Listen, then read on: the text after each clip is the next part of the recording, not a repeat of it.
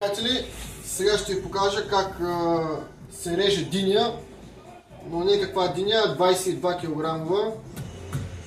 Сорта му забравих името. Вкарвате ножа от горната част, където е дъжката и я оставяте да си полегне, като правите един голям разрез по дължината на динята.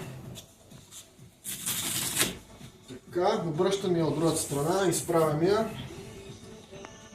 и продължаваме разреза. Гледаме горе-долу да е точна и отваряме динята. Можете да видите, малко е накриво сцепено, но това не е проблем, все пак динята е голяма и не може да се разреже точно.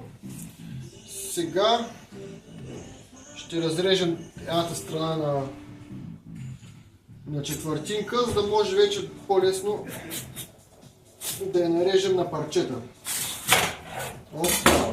Падна малко сърдичка. Ето това представлява динята. И от тук вече изрязваме червената част, режеме на ленти и я сервираме охладена. А това, което остана, ще се го хапна за мен сърдичката и така. Чао, до нови срещи!